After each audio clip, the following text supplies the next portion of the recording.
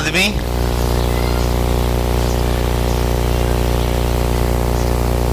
एक काम को 30 दिन में कर सकते हैं।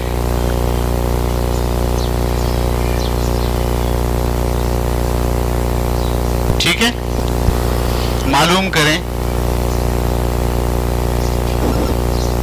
कि 25 आदमी उसी काम को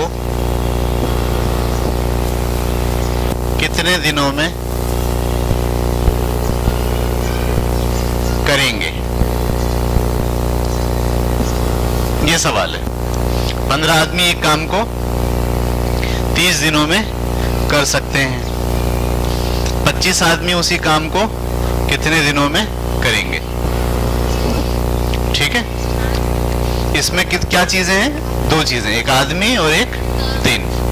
हाँ, दिन। ठीक है, काम नहीं है इसमें। रिलेशनशिप किसके दरमियान है? आदमी और दिनों में। तो हमने यहां लिखा आदमी और नीचे यहां लिखा दिन। आदमी कितने हैं? 15 आदमी। उस काम को कितने दिन में करते हैं? 30 दिन में।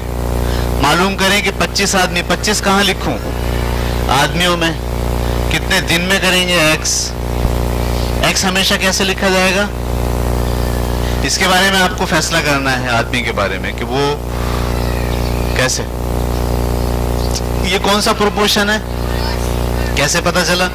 15 आदमी अगर आप लगाते हैं एक काम के लिए, वो काम कितने दिन में करते हैं? 30 दिन में। अगर आप आदमी बढ़ा दें, आदमी अगर बढ़ा दें, 25 लगा दें 15 के बजाय, तो अब वो जल्दी कर लेंगे। तो दिन क्या हो रहे हैं? कम हो रहे हैं। तो ये प्रोपोर्शन बना इनवर्सली, इसलिए इसको कहां से लिखेंगे? ऊपर से नीचे की तरफ। समझ में आ रही बात? तो पहले मैं वो लिख रहा हूं, 15 इंटू 15 रेशो 25 बराबर है x रेशो 30। ये समझ में आया आपको मैंने कैसे लिखा है? उसको ऊपर से लिखा और इसको नीचे से। कोने वाले एक साथ, बीच वाले एक साथ। कोने वाले कौन? 15 इंटू 30 बराबर है 25 इंटू एक्स के साथ जो भी रकम होती है वो मल्टीप्लाई हो रही है, वहां जाकर क्या करेगा? डिवाइड। 15 into 30 divided by 25। दोनों किससे कट रहे हैं? 5 के टेबल से। 5 पंजे 25, 5 तिया 15, 5 एकम 5, 5 6 30, 6 तिया 18। तो कितने दिनों में करेंगे? 18 दिन। जवाब क्या आ गया? 18 दिन। उतारिए इसे।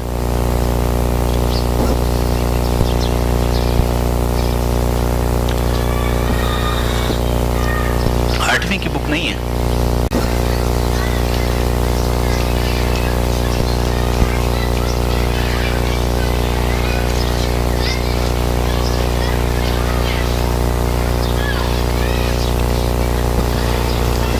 एक घर बनाने का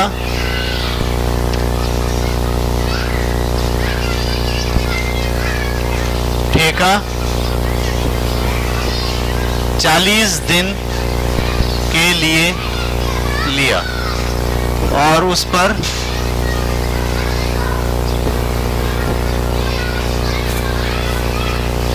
36 मजदूर लगा दिए।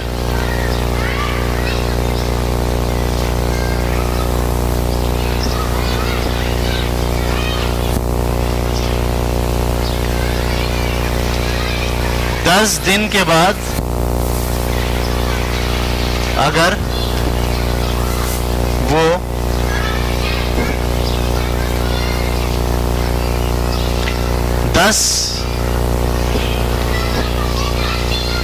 4 मजदूर और बढ़ा दे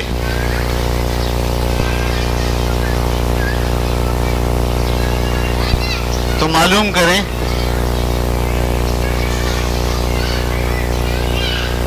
घर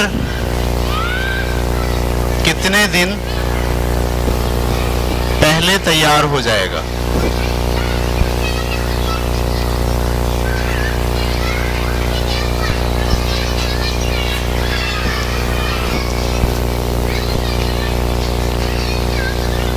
कितने दिन पहले तैयार हो जाएगा।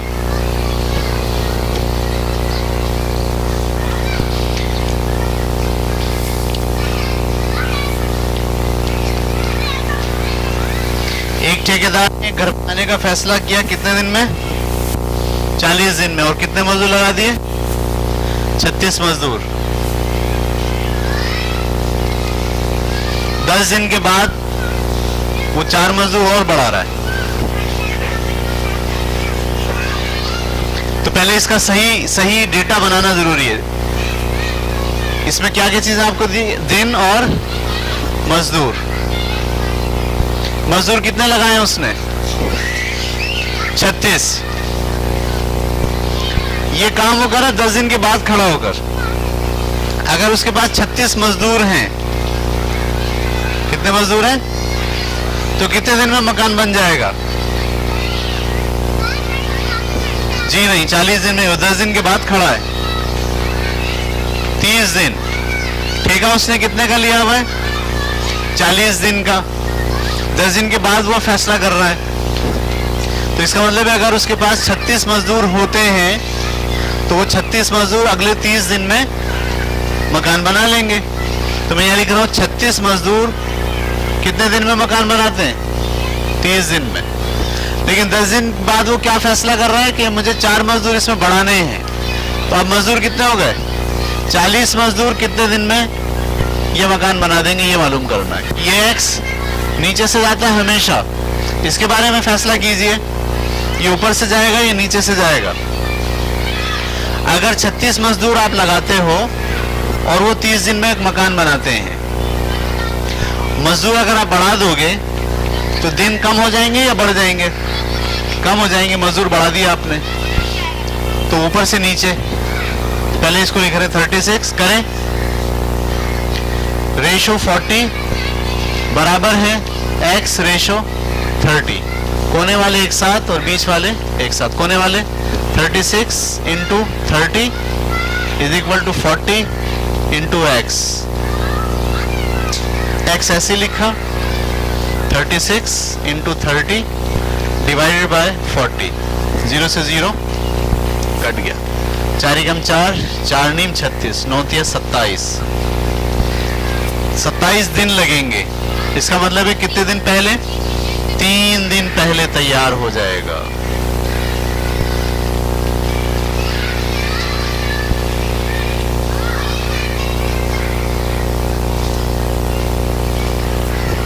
तीन दिन पहले तैयार हो जाएगा।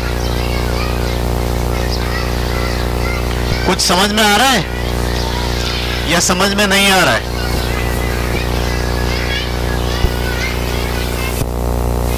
यानी जब कहते हैं 10 दिन के बाद, तो फिर आपको ये सोचना चाहिए कि वो पहले दिन खड़े होकर प्लान नहीं कर रहा, बल्कि 10 दिन के बाद खड़ा होकर प्लान कर रहा है।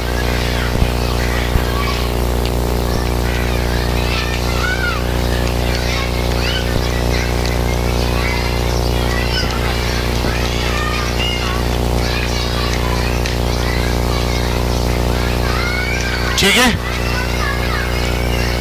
क्या टाइम है हमारे पास? 10 मिनट हैं। एक सवाल और हो जाएगा।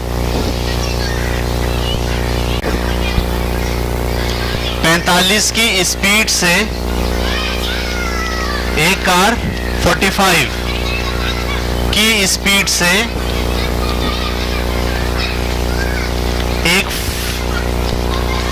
दो शहरों के दरमियान फासला। एक कार 45 की स्पीड से 2 शहरों के दरमियान फासला 9 घंटे में तय कर लेती है। 2 शहरों के दरमियान फासला 9 घंटों में तय कर लेती है। अगर उसे ये फासला 6 घंटे में तय करना है, अगर उसे ये फासला 6 घंटे में तय करना है,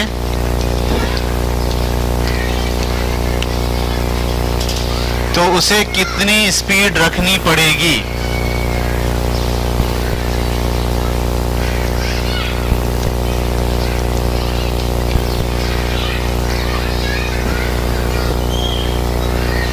करिए खुद।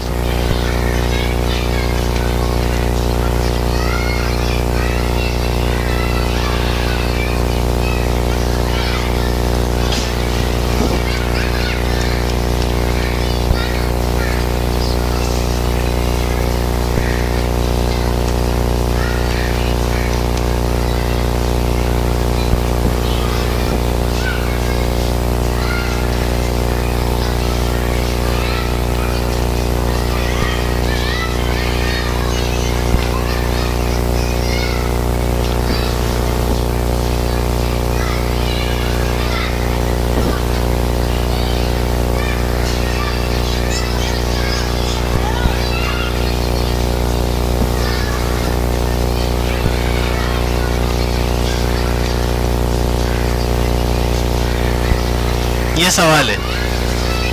तो किन दो चीजों के दरमियान रेशो है? दिन, सॉरी, घंटे और स्पीड। तो आप हेडिंग बना लें स्पीड और घंटे। अगर 45 की स्पीड से तो 9 घंटे, और अगर 6 घंटे करना तो स्पीड x।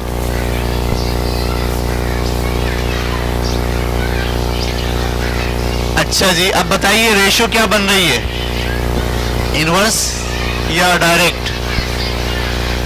आप नहीं सोच पा रहे? क्या हुआ? दर्द हो रहा है? मतली हो रही है?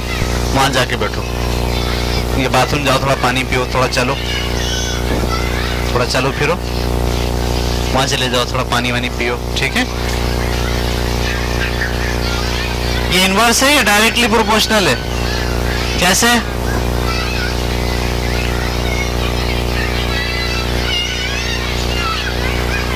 हाँ, आप अगर जल्दी पहुंचना चाह रहे हो तो स्पीड आपको बढ़ानी पड़ेगी, यानी टाइम कम स्पीड ज्यादा, तो ये इनवर्सली प्रोपोर्शनल हो गया।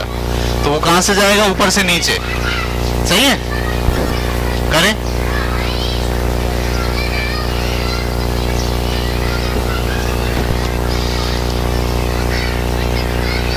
$130 ज्यादा लग रही है मुझे, 135 तो। हाँ, 62.5, 67.5 शायद सही हुई है।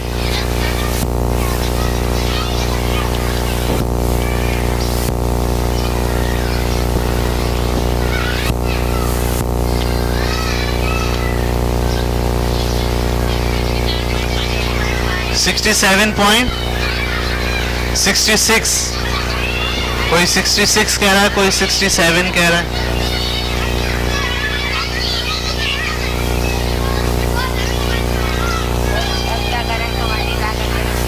किसको मल्टीप्लाई कर दिया?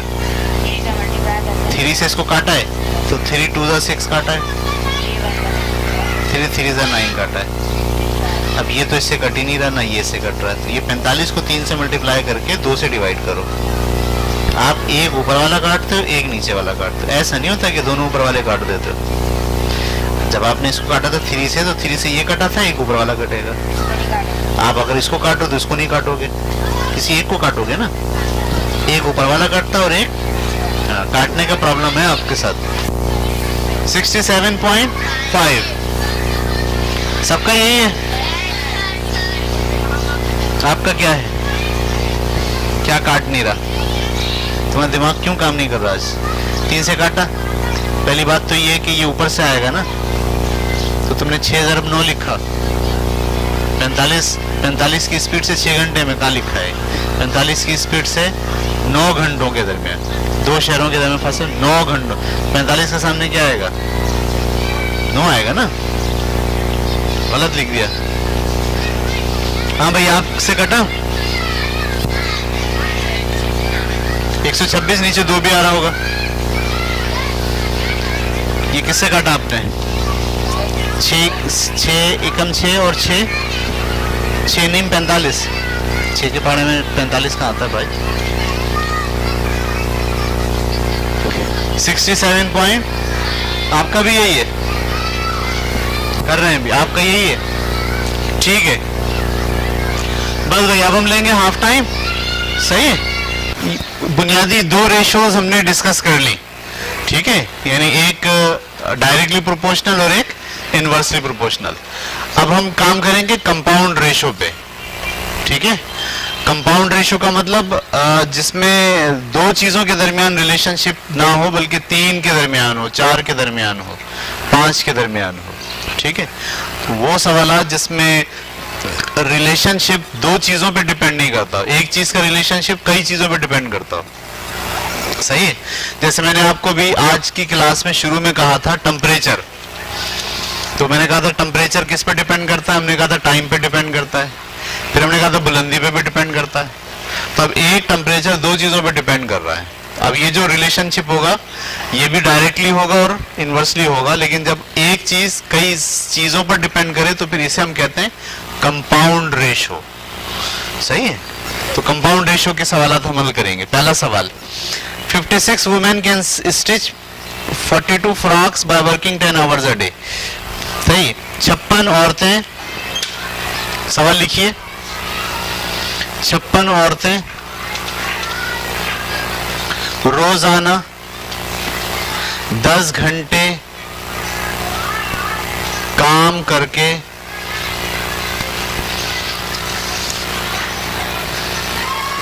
42 फ्रॉक सीती हैं।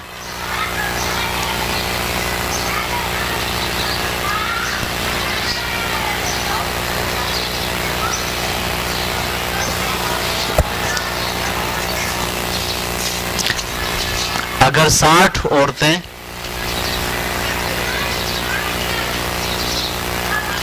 रोजाना 6 घंटे काम करें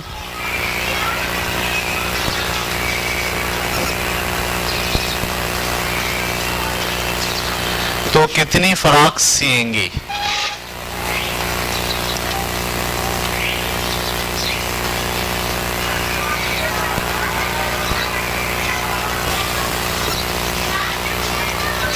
ये सवाल है। सवाल उतारिए जल्दी से। हाँ, इसमें सिर्फ एक दिन की बात हो रही है। एक दिन में अगर ये एक फैक्ट्री है एक ना, इस फैक्ट्री में 56 औरतें अगर आप काम पे बिठाते हैं, 10 घंटे काम करवाते हैं तो 42 फ्राकें सी लेती हैं। अब ये 3 चीजें हो गई ना, इसमें औरतें हैं, घंटे हैं और फ्रॉक्स हैं। अब रिलेशनशिप 2 के दरमियान नहीं रहा बल्कि 3 के दरमियान हो गया, लिहाजा ये कहलाएगा कंपाउंड रेशो। ठीक है, तो कितनी 3 चीजों के दरमियान है? औरतें, घंटे और फ्रॉक्स। रिलेशनशिप 3 चीजों के दरमियान है। अच्छा, कैसे हम पढ़ेंगे? 56 औरतें, पहले औरतों के नीचे क्या लिखेंगे? 56। 10 घंटे काम करके तो 10 लिख दिया। 42 फ्रॉक सी लेती हैं, 42 फ्रॉक सी लेती हैं। क्लियर होगी बात यहां तक? अगर 60 औरतें, अब 60 कहां लिखें? औरतों के नीचे। 60 औरतें रोजाना 6 घंटे काम करके कितनी फ्रॉक सिएंगी? ठीक है, बड़ी तवज्जो से आपको देखना है क्योंकि अब ये तो आपने डेटा उतार लिया। एक्स हमेशा कहां से जाता है? नीचे से। यह वही पुरानी वाली बात, एक्स हमेशा कहां से जाता है? अब हर एक के बारे में आपको तय करना है कि ये ऊपर से नीचे जाएगा या नीचे से, यानी ये डायरेक्टली है या इनवर्सली है। तो जब आप इसको देखेंगे तो इसको भूल जाएंगे। हर एक को इसके साथ मिला के देखना है, एक्स के साथ। हर एक को एक्स के साथ मिला के देखना है, और जब आप एक्स के साथ मिला रहे होंगे तो जो तीसरी चीज या चौथी चीज है वो भूल जाएंगे। यानी जब मैं घंटे का फ्रॉक से ताल्लुक जोड़ूंगा तो यहाँ औरतें भूल जाऊंगा, औरतों की बात नहीं करूंगा। मैं ऐसे सोचूंगा 10 घंटे अगर काम करते हैं तो 42 फ्रॉक सी लेते हैं। अगर 6 घंटे काम करेंगे हम तो कम सिएंगे, ज्यादा सिएंगे? कम सिएंगे। अगर 10 घंटे सीते हैं तो 42 फ्राकें सिल जाती हैं। अगर 6 घंटे सिएंगे तो ये भी कम हो रहा है और ये भी क्या हो रहा है? डायरेक्टली प्रोपोर्शनल हो गया। तो मैंने इसके नीचे छोटा सा क्या लिख दिया? डायरेक्ट। और डायरेक्ट को आप पता है नीचे से कहां लिखते हैं? ऊपर की तरफ। ये बात सुना गई आपको या नहीं? अब आप इसको भूल जाएंगे, इसको भूल गए। अब औरतों को किसके साथ? फ्रॉक्स के साथ। अगर आप 56 औरतें बिठाते हैं तो वो 42 फ्रॉक सीती हैं। अगर आप 60 औरतें बिठाएंगे तो वो ज्यादा सिएंगी या कम सिएंगी? औरतें भी ज्यादा हो रही हैं, घंटे भी, फ्रॉक्स भी ज्यादा हो रही हैं। ये भी कौन बना? Directly proportional. इसके नीचे भी डी लिख दिया और इसको भी नीचे से ऊपर निशान लगा दिया। समझ में आ गई बात? अच्छा, अब मैंने आपसे कहा था एक्स हमेशा आखिरी में लिखा जाता है। पहले क्या लिखूं? औरतों के बारे में लिख लेता हूं 60:56। आपको पता है मैंने 60 पहले क्यों लिखा? क्योंकि नीचे से ऊपर है। उसके बाद अब मैं घंटे ले लिए। घंटे कौन है? 6 × 10। ये भी मैंने इसके नीचे ही लिखा और इसको बना दिया ब्रैकेट में। ये मेथड आपको सीखना है इस वक्त। बराबर का निशान। अब आखिरी में क्या लिखेंगे? x × 42। ये बात समझ में आ गई? यानी जितने भी होंगे उन सबको ऐसे लिखते जाएंगे ऊपर नीचे, और आखिरी के अंदर बराबर के साथ क्या लिख देंगे, जो रकम आपको मालूम करनी है। अब कोने वाले एक साथ और बीच वाले एक साथ। कोने वाले कौन कौन है? 60। अब यहां आप चाहे ऊपर से यूं लिख लें चाहे नीचे से, इससे फर्क नहीं पड़ता, बस ये और वो एक साथ आएंगे। 60 इंटू 6 इंटू 42, ये एक साथ आ गया, बराबर का निशान। 10, 56 और x, 56, 10 और x, 56, 10, कोई भी पहले लिख सकते हैं। तो मैंने लिखा 10, 56 इंटू x के साथ जो रकम होती है वो कहां चली जाती है? नीचे। तो 60 इंटू 6 इंटू 42 डिवाइडेड बाय 10 और 56। 0 से 0 काट दें पहले तो, सही। 7 की पार्ट से कट रहा है, 7 6 42, 7 8 56, ठीक है। अब 2 से कट रहा है, 2 चौक 8, 2 तिया, फिर 2 से कट रहा है, 2 दूनी 4, 2 तिया, फिर 2 से कट रहा है, 2 एकम 2, 2 तिया 6, 3 3 3, 3 तिया 9, 9 तिया 27। तो कितनी फराक सिलेंगी? 27 फराक सिलेंगी।